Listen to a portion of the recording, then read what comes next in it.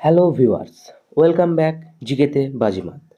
আজকে আমরা কিছু গুরুত্বপূর্ণ প্রশ্ন নিয়ে আলোচনা করতে চলেছি, যেগুলো আপনাদের পরীক্ষার জন্য খুবই গুরুত্বপূর্ণ হতে চলেছে। তো শুরু করা যাক আমাদের আজকের প্রশ্ন উত্তর পর্ব। 1 নম্বর প্রশ্ন, সৌরজগতের নিকটতম নক্ষত্রের নাম কি? এ বুধ, বি শুক্র, সি পৃথিবী ও ডি প্রক্সিমা সেন্টাউরি। তো এখানে আমরা জানি বুধ, শুক্র ও পৃথিবী হলো সৌরজগতের 3টি গ্রহ। বুধ, শুক্র ও পৃথিবী কি সৌরজগতের 3টি গ্রহ, অর্থাৎ এখানে একটি মাত্র নক্ষত্র রয়েছে যেটা প্রক্সিমা সেন্টাউরি, এবং এটি সৌরজগতের সবচাইতে নিকটতম নক্ষত্র। চলে যায় দ্বিতীয় প্রশ্নে। পৃথিবীর যমজ গ্রহ কোনটি? এ বুধ, বি শুক্র, সি সূর্য ও ডি মঙ্গল। আমরা জানি পৃথিবীর যমজ গ্রহ বি অপশান হয়ে যাবে শুক্র। এটি পৃথিবীর যমজ গ্রহ এবং বুধ হচ্ছে সবচাইতে কাছের গ্রহ। চলো 3 নম্বর দাগের প্রশ্ন, সৌরজগতের সবচেয়ে বড় উপগ্রহ কোনটি? এ চন্দ্র, বি ফোবস, সি ডিমোস ও ডি গ্যানিমিড। তো আমরা জানি যে চন্দ্র এটি পৃথিবীর উপগ্রহ, ফোবস এবং ডিমোস এই দুটি মঙ্গলের উপগ্রহ এবং গ্যানিমিড এটি বৃহস্পতির উপগ্রহ।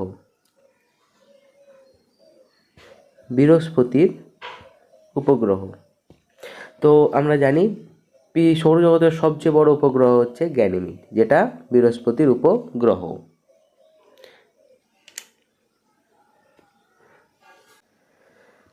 4 নম্বর প্রশ্ন, সাতপুরা জাতীয় উদ্যান কোন রাজ্যে অবস্থিত? এ আসাম, বি মিজোরাম, সি অন্ধ্রপ্রদেশ ও ডি মধ্যপ্রদেশ।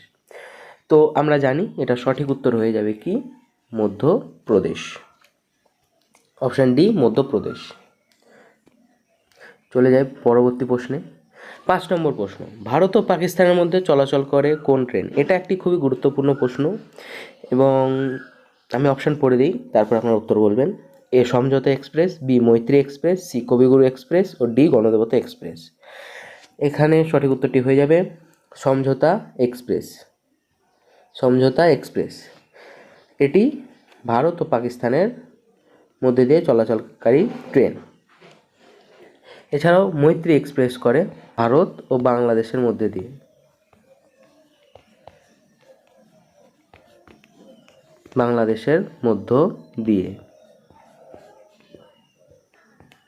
মৈত্রী এক্সপ্রেস কোথা দিয়ে যায়? ভারত ও বাংলাদেশের মধ্যে দিয়ে। ও কবিগুরু ও গণদেবতা এই দুটি ভারতবর্ষের মধ্যে দিয়ে চলাচল করে।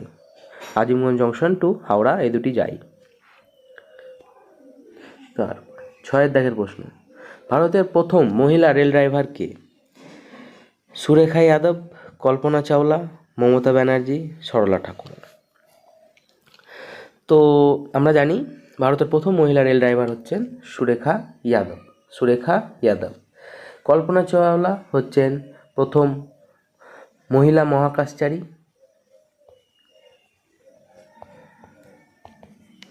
প্রথম হচ্ছে সুরেখা যাদব মহিলা রেল ড্রাইভার, দ্বিতীয় কল্পনা চাওলা মহিলা মহাকাশচারী, মমতা ব্যানার্জি হচ্ছেন আমাদের প্রথম মহিলা রেল মিনিস্টার বা রেলমন্ত্রী, এবং সরলা ঠাকুরাল ইনি প্রথম মহিলা পাইলট।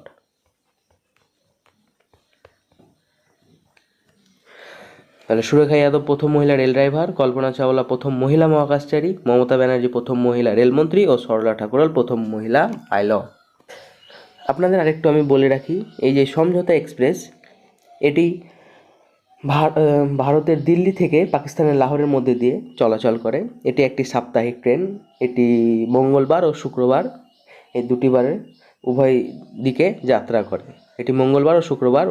যাত্রা করে। সমঝোতা এক্সপ্রেস। 7 নম্বর প্রশ্ন, গির ন্যাশনাল পার্ক কোন রাজ্যে অবস্থিত? 7 নম্বর প্রশ্ন কি? গির ন্যাশনাল পার্ক কোন রাজ্যে অবস্থিত? এ গুজরাট, বি ছত্তিশগড়, সি মিজোরাম ও ডি রাজস্থান। তো এখানে সঠিক উত্তরটি হয়ে যাবে এ গুজরাট। এখানে সঠিক উত্তরটি হয়ে যাবে কি এ গুজরাট। তাহলে আমাদের 7 দাগের প্রশ্ন কি, গির ন্যাশনাল পার্ক কোন রাজ্যে অবস্থিত? গুজরাট, ছত্তিশগড়, মিজোরাম না রাজস্থান? এখানে সঠিক উত্তরটি হয়ে যাবে কি গুজরাট। পরবর্তী প্রশ্ন, লেবুতে কোন অ্যাসিড থাকে? Lactic acid, citric acid, ascorbic acid না ট্যানিক অ্যাসিড? তো আমরা জানি লেবুতে আমাদের থাকে সাইট্রিক অ্যাসিড, লেবুতে থাকে সাইট্রিক অ্যাসিড। ল্যাকটিক অ্যাসিড থাকে দুধে, ল্যাকটিক অ্যাসিড থাকে দুধে। এছাড়াও অ্যাসকর্বিক অ্যাসিড থাকে আমলকিতে, আমলকিতে। ও ট্যানিক অ্যাসিড থাকে লেবুতে। ট্যানিক, ল্যাকটিক অ্যাসিড থাকে দুধে, সাইট্রিক অ্যাসিড থাকে লেবুতে, অ্যাসকর্বিক অ্যাসিড থাকে আমলকিতে, আর ট্যানিক অ্যাসিড থাকে চায়ে। যে আমরা চা পান করে থাকি সেই চায়ে থাকে আমাদের ট্যানিক অ্যাসিড।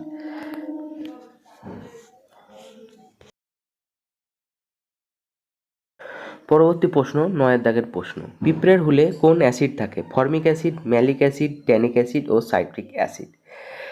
এক্ষেত্রে আমরা জানি ফর্মিক অ্যাসিড কিসে থাকে? পিঁপড়ের হুলে। ফর্মিক অ্যাসিড থাকে পিঁপড়ের হুলে। তারপরে চলো পরবর্তী প্রশ্ন, ম্যালিক অ্যাসিড থাকে আপেলে। ম্যালিক অ্যাসিড কিসে থাকে? আপেলে থাকে ম্যালিক অ্যাসিড, আপেলে থাকে ম্যালিক অ্যাসিড। এটা একটা ভালো প্রশ্ন। ট্যানিক অ্যাসিড চায়ে আর সাইট্রিক অ্যাসিড লেবুতে। পরবর্তী প্রশ্ন, কোষের শক্তিঘর কাকে বলে? কোষের শক্তিঘর কাকে বলে? তো আমরা অপশান পড়ে দিই, A Golgi body, B nucleus, C mitochondria ও ডি রাইবোজোম। তো এক্ষেত্রে সঠিক উত্তরটি আমরা সবাই জানি যে মাইটোকন্ড্রিয়াকে কোষের শক্তিঘর বলে। এছাড়াও নিউক্লিয়াস কোষের মস্তিষ্ক, গলগি বডিকে বলা হয় ট্রাফিক পুলিশ, আর রাইবোজোমকে বলা হয় প্রোটিন ফ্যাক্টরি। প্রোটিন ফ্যাক্টরি, এটি প্রোটিনকে নিয়ে যাওয়া আসা বহন করা এইসব কাজ করে, এবং প্রোটিন উৎপাদন ও বহন রাইবোজোম করে থাকে, তার জন্য রাইবোজোমকে বলা হয় প্রোটিন ফ্যাক্টরি। 11 নম্বর প্রশ্ন, জলে দ্রবীভূত ভিটামিন কোনটি? Vitamin B complex, vitamin C, vitamin D, আর ডি নম্বর হচ্ছে উভয়ই, এ এবং বি। তো আমরা জানি ভিটামিন বি কমপ্লেক্সও জলে দ্রবীভূত হয় এবং ভিটামিন সিও জলে দ্রবীভূত হয়। তো এক্ষেত্রে সঠিক উত্তরটি হয়ে যাবে ডি নম্বর অপশান, উভয় এ এবং বি। ভিটামিন সিও জলে দ্রবীভূত, ভিটামিন বিও বি কমপ্লেক্সও জলে দ্রবীভূত হয়। এছাড়াও ভিটামিন এ, ডি, ই, কে এই তিনটি স্নেহ পদার্থে দ্রবীভূত ভিটামিন, স্নেহ পদার্থে দ্রবীভূত ভিটামিন। ভিটামিন এ, ডি, ই এবং কে কিসে দ্রবীভূত হয়? স্নেহ পদার্থে দ্রবীভূত ভিটামিন, স্নেহ পদার্থে দ্রবীভূত ভিটামিন। পরবর্তী দাগের প্রশ্ন 12 নম্বর প্রশ্ন, লোহার অভাবে প্রাণী দেহে যে রোগ হয়? এ স্কারভি, বি রক্তাল্পতা, সি ম্যারাসমাস ও ডি ব্ল্যাকফুট ডিজিজ? তো আমরা জানি লোহার অভাবে সাধারণত বা হিমোগ্লোবিনের অভাবে কি ঘটে? আমাদের রক্তাল্পতা ঘটে, এটি লোহার অভাবে গঠিত রোগ। এছাড়াও স্কারভি হয় ভিটামিন সি এর অভাবে, ভিটামিন সি। ও ম্যারাসমাস প্রোটিনের যদি ঘাটতি থাকে তার জন্য ম্যারাসমাস হয়। আর ব্ল্যাকফুট ডিজিজ তো আর্সেনিকের অভাবে ঘটে থাকে। আর্সেনিকের অভাবে কি ঘটে থাকে? ব্ল্যাকফুট ডিজিজ, আর্সেনিক এর অভাবে। আর প্রোটিনের অভাবে ঘটে থাকে ম্যারাসমাস, প্রোটিনের অভাবে ঘটে থাকে ম্যারাসমাস। চলো পরবর্তী দাগের প্রশ্ন 13 নম্বর প্রশ্ন, হিমোগ্লোবিন কি ঘটিত রঞ্জক পদার্থ? তামা, টিন, সীসা, লোহা? আমরা আগেই বললাম লোহার অভাবে ঘটে রক্তাল্পতা, এবং আমরা ওখানে বললাম যে এটা আবার হিমোগ্লোবিনের অভাবেও ঘটে। তাহলে আমরা এখান থেকে বলতে পারি হিমোগ্লোবিন কি ঘটিত রঞ্জক পদার্থ? তামা, টিন, সীসা, লোহা। এখানে তাহলে সঠিক উত্তরটি কি হয়ে যাবে? সঠিক উত্তরটি হয়ে যাবে লোহা। লোহার অভাবে